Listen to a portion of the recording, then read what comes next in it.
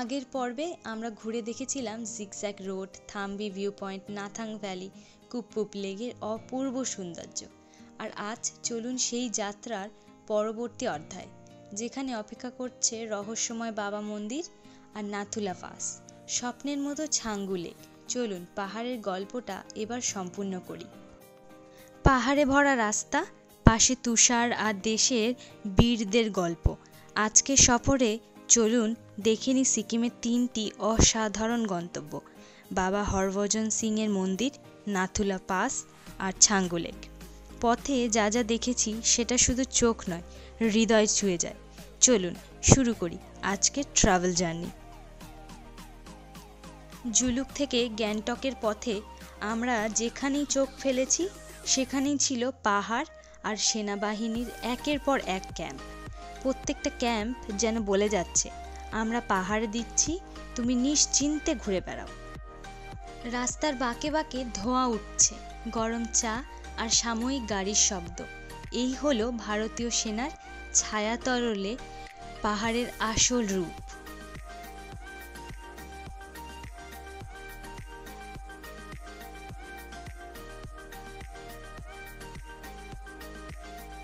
এই পথেই পৌঁছে গেলাম ওল্ড বাবা মন্দিরে, যেখানে শুধু বিশ্বাসই নয়, আস্থা আর আবেগ মিশে গেছে একত্রে। বাবা হরভজন সিং ভারতীয় সেনার এক সাহসী জওয়ান, যিনি শহীদ হওয়ার পরও নাকি পাহাড়ে পাহাড়ে পাহারা দেন। হরভজন সিংকে হিরো অফ নাথুলাও বলা হয়। স্থানীয় মানুষ ও পর্যটকেরা তাকে দেবতার মতো শ্রদ্ধা করে। বিশ্বাস করা হয় তিনি আজও ভারতীয় সেনাদের পাহারাদার হিসাবে পাহাড়ে টহল দিয়ে বেড়ান।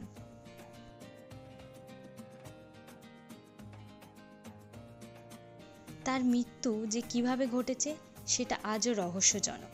মৃত্যুর পরে নাকি হরভজন সিং স্বপ্নে তার এক সহকর্মীকে এসে জানান কোথায় তার দেহ রয়েছে এবং বলেন সেখানে একটি স্মৃতিস্তম্ভ তৈরি করতে। সেই অনুযায়ী আজকে তার নাম হয় বাবা মন্দির।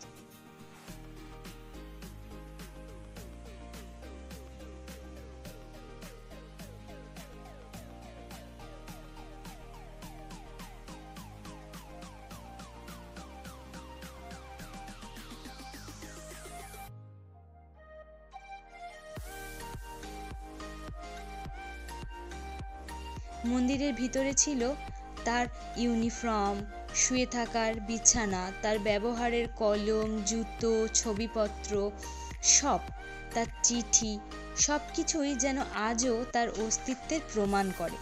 ঘরের ভেতরে ছিল গরম, অথচ বাইরের ঠান্ডা কামড়াচ্ছিল হাড়ে। যেন বাবা আজও আছেন, বসবাস করছেন এই ছোট্ট কক্ষের ভেতরে।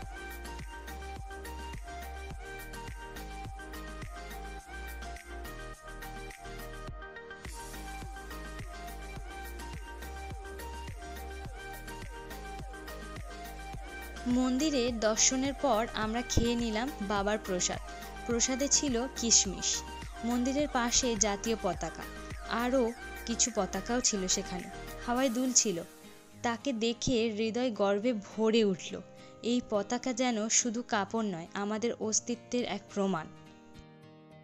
বাবার আশীর্বাদ নিয়ে রওনা দিলাম নাথুলা পাসের দিকে।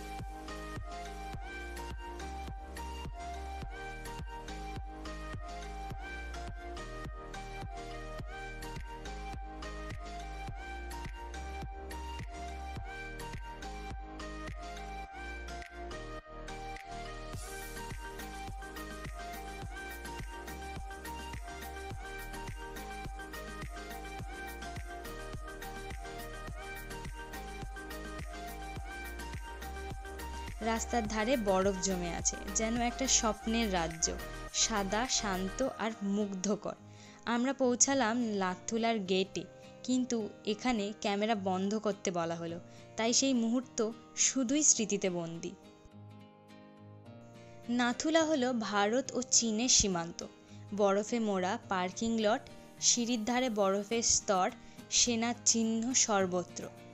এত ঠান্ডা ছিল যে হ্যান্ড গ্লাভস থেকে হাত বার করা খুব কঠিন, খুব কঠিন।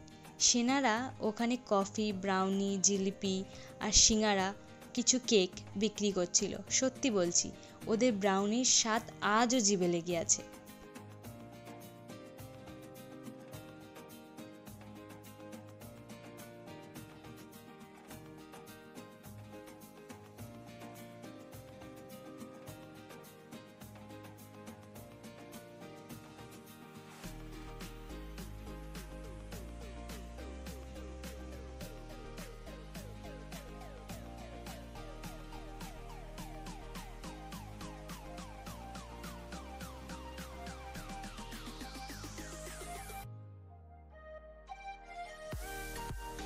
আমাদের ড্রাইভার আঙ্কেল একটা স্পেশাল জায়গায় নিয়ে গিয়েছিল বরফ দেখাতে।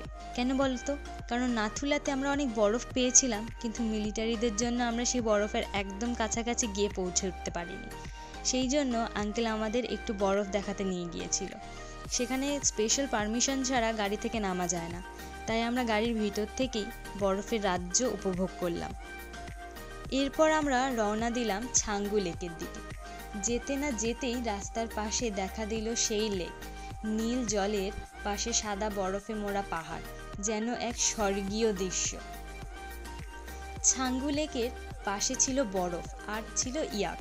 হ্যাঁ, এই সিকিমে ইয়াক কালো ঝাঁকড়া চুলওয়ালা শান্ত এক প্রাণী।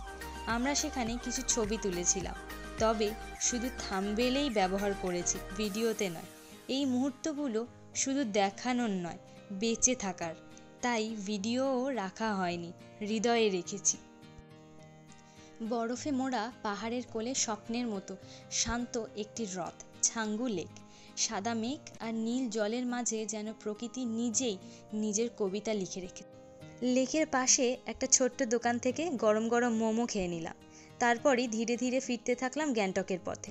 এই সফর শুধু পাহাড় ভ্রমণ নয়, দেশের প্রতি ভালোবাসার একটা গভীর অনুভূতি ছিল। আপনাদের কেমন লাগলো জানাতে ভুলবেন না কিন্তু। সব ভিডিও আস্তে আস্তে আসবে, সাবস্ক্রাইব করে পাশে থাকবেন, সাথে থাকবেন। আর হ্যাঁ, আমাদের সেনাদের জন্য একবার অন্তর থেকে জয় হিন্দ বলতে ভুলবেন না কিন্তু।